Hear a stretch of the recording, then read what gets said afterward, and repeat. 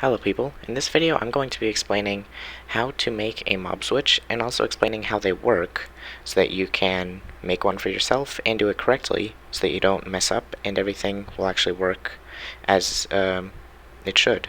Now the first thing that I just wanted to mention quickly is if you've seen my Inventor SSP series, episode 3 I believe, I explained how the mob switch works, but I didn't really go into detail how I actually made it, so I'll just go into a lot more detail here, and I'll just go over just about everything that you need to know.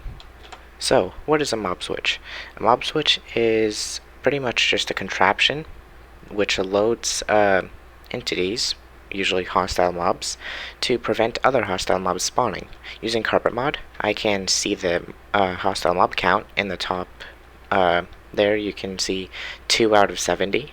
That it shows the hostile mob count. That means two hostile mobs are in the world loaded right now out of 70 total, and that number is important. Now the two hostile mobs at the moment right now are the Shulker and this zombie villager. And this number 70 is important because essentially what you would want to do is load 72 or more hostile mobs and have them all be loaded so that they fill up the mob cap, and the game won't actually spawn any more hostile mobs in the entire world as long as the mob cap is filled up. So first thing, well, now what you need to know is the spawn chunks. Spawn chunks are a set of 19 by 19 always loaded area, and then another row of 2 chunks along the outside, which are called lazy chunks. So over at this area here, I can kind of show what all of this means. So the main spawn chunks, the lime and green concrete area, things like redstone, shulker farms, iron farms will work in the spawn chunks. And that just means you can have something like a clock running in this area. You could have this running, and you could leave the area and it'll keep running like normal. If I could actually do that right. There we go. So I could leave the area, and then this would keep running, but I'm not actually in the spawn chunks right now. This is outside of the spawn chunks, so that wouldn't keep running. It wouldn't be loaded. And I could have like something like a dropper spitting out items, and that would all be working in the spawn chunks because it's always loaded. And then the world spawn is actually the exact block where you spawn in your world when you first log in, and it can generally change sometimes if the block gets broken, but it'll usually be in the same area. And then the spawn chunk lazy chunks, mobs count to the mob cap, but redstone doesn't work, which means you couldn't have like a clock or something running, but you could have things like mobs in the lazy chunks. So what you could do is get yourself, for example, some shulkers and have them in the lazy chunks and have them count to the mob cap. And what's even more special about the lazy chunks, oh, that spawner just spawned a zombie. What's even more special about the lazy chunks is, well, in the normal spawn chunks, entities get processed, so zombie villagers, for example, would try to pathfind, well, entities get ticked, all sorts of just more game actions run on them. But in the lazy chunks, they count to the mob cap, but nothing gets processed. They would just be completely still and nothing happening to them. They wouldn't really be moving, which means having many mobs in the lazy chunks would actually cause just about no lag to the game. And now let's take a look at some stuff here. One thing to note is mobs within 24 blocks of the player don't despawn. So what you could do is have, for example, a mob spawner with, for example, zombies, and have them spawn, and then just have a player really close to them within 24 blocks that they don't despawn. But then that means you could have it outside of the mob cap, but then the player would still, you just have to use up a player. You could use a carpet bot, but still, spawner is, it's not really too great of an option. Shulker from the end is pretty good. Well, I'll talk about that last. What you could do is use a zombie villager that has been traded with, which means you get a villager, you trade with it, and then you convert it to a zombie, and as long as you don't name tag it and it doesn't pick up any items, it will actually count to the mob cap and it won't despawn, which is important, and it's the same thing for the Shulker. Now, within these two, I'd say zombie villagers are a good early game method, which is what I did in my survival world. But I was thinking about upgrading to Shulkers, because Shulkers, they cannot pick up items, and they are just more probable to not be patched, because mob switches aren't really intended to be in the game, and zombie villagers, it could be patched that zombie villagers that were traded with don't count to the mob cap. So I kind of want to upgrade to Shulkers. They're also just, I just feel like they're better to have. But either of these would work. If it's easier for you to get lots of villagers and just fill up the mob cap with those, you can do that. Or if you have a Shulker farm, you can just get a bunch of Shulkers. And I'll show a few designs for each of these. And for example, what you could do is you have zombie villager. Let's see, how can I get this inside? Just spawn it there. And then what you do is just push it outside of the lazy chunks, and now there's no mobs in here, so mobs would spawn in the world. But then if you want to turn your mob switch on to stop hostile mob spawning, you push it back over. Now it's in the lazy chunks and it counts to the mob cap, and if there's enough of them, they will block any more mob spawning in the world. So that's essentially how you do it, and a system like this would also work with Shulkers, but sometimes it could teleport away, which in my design for a Shulker Mob Switch I actually did think about. So now that we know the basic idea of a mob switch, let's clear our inventory, and let's take a look at the full-scale version. So here I actually marked out the full size of the spawn chunks, and if you want to know the way that I did it, with the mod mini HUD, I could actually toggle on the spawn chunks, and now I can actually visually see them. And you can see out here, the green is the main spawn chunks, the red shows the lazy chunks, and then out here, these this brown one doesn't really, well, you don't really have to worry about that. And my zombie villager mob switch, which I actually use in my survival world, I'll just turn that back off. This is the exact design that I used, and the way that, and so this just uses water to push zombie villagers in and out of the spawn chunks, or not really the main spawn chunks, but the lazy chunks of the spawn chunks. And the way that it works is it uses the mechanic that observers will output a signal when they're moved, and then I used some slime blocks and observers to activate everything at once like that, and then I can activate it again, pulling it back. And so I just did that with some dispensers that have water buckets, and half of the sides have the water out and they're still sent at the bottom, so when there's zombie villagers here and the water gets all dispensed out at once, it will waterlog everything here, and then everything shoots up, gets pushed over here, and then they drop into the lazy chunks, so everything gets loaded. And then the same thing will happen, but the other way, and then there's just a bit of redstone to control the pistons. And overall, it's a pretty simple system. You can see the water will just switch directions. And I guess let's use free camera from Tweakers so that we can see everything get dispensed and taken back. So you can see everything gets taken back, and then on this side, it just gets dispensed, and then it makes the bubble columns, everything shoots up, it gets pushed over, whichever way you want it to either turn it on or off. And this is just my simple design for a single player one.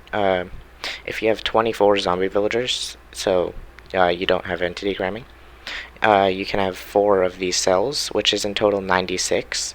I think I had a bit less than that because you only need 72.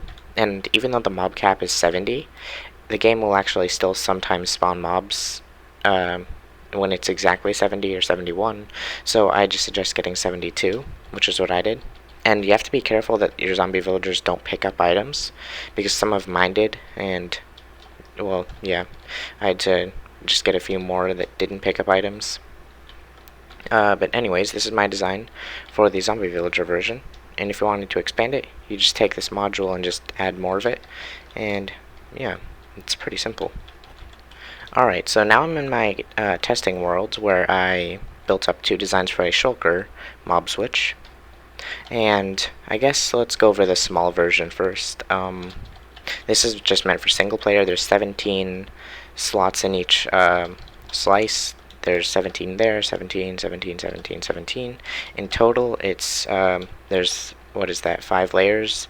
So that's 85 total shulkers that you can have in the system, which is a bit more than you need, but it's good enough for single player. Alright, so let's go over how the system works. Essentially, it's just a bunch of layers of the same thing, and what they do is the shulkers just sit in this empty slice in between the pistons, and then when one side deactivates the pistons and the other side activates, the shulkers will just be pushed to the next block, and you would have this aligned with the lazy chunks, so that they just get pushed in and out of the lazy chunks. And the way that you actually get shulkers in here is pretty simple. There's just a rail line here, and what you would do is just get yourself a shulker in a minecart, and I believe I have the command copied. Yep, there we go. And okay, it went the wrong way. Let's try that again. I'll summon it up here. It'll drop down, and then it goes, and then there's just an activator rail, which makes it go off. And then it'll stay there sometimes, or it might just teleport straight to the mob switch. And when it does, it will go into any of these open cells, and this rail is actually in the correct position. The shulker is able to teleport to any of these layers, and we can see it teleported to this top layer here. And what you would do is you just keep getting shulkers along this rail line, then they would just teleport to their areas. And yeah, so when you send a shulker through, it'll just teleport to a random place, and then with the next one it'll teleport to a random place where that first shulker wasn't there. So yeah, it's pretty simple. And the way that you control the system, whether the mob switch is on or off, is just with this lever down here at the bottom, and you could just move this. You could just have a repeater pointing into this redstone line just somewhere else, but I just have the lever here for now. And if I go into free camera, we can see the system actually got rid of the shulker, but we'll put it back in just a second. So you can see each slice will one by one switch over when we flick the lever, and the pistons are actually synchronized. They move at the exact same time, and if the system isn't completely filled up, the shulker might teleport when you activate it, but that's fine. And I guess let's get the shulker back into the system. I just edited this rail so that the minecart will start going. There we go. And then, there we go. Shulker teleported in to that place there. And I guess we can just use this lever and toggle the system. And it might teleport, but if it does, that's fine. There. And you can see it just moves out, and it's still there. And the reason that everything has buttons around it is so that if it does teleport, or actually when you're loading up the system with shulkers, they won't be able to teleport to anywhere that you don't want them to. There's buttons everywhere, or any other blocks. The reason that I actually soul sand is because it's actually not a full block. You can see the hitbox is halfway in the soul sand, because it's not a full block on the top, which means it's also not a full block on the side, which means if you put a shulker there, let's just get a shulker spawn egg, it will actually teleport away because it's not a full block. Somehow, okay, there we go. Was that a visual bug? But yeah, you can say they don't like being on soul sand. And there's a button there. They can't be in blocks where there's buttons, and they'll just try to teleport away. And so everything is teleport proof, with buttons, rails, whatever, or soul sand. And that means even if they do teleport when you're toggling it, the only place that they can go is just another section of the mob switch, so it won't break. But it's still a good idea to just fill everything up completely. And I guess let's go over and look at the big design. It's just about the same thing, except it's tiled up a lot more, and then there's just a rail that goes upwards.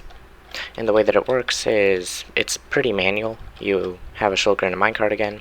It goes up this rail, and this rail is curved that way, so it'll go there, get on the activator rail, and then it'll go into the system.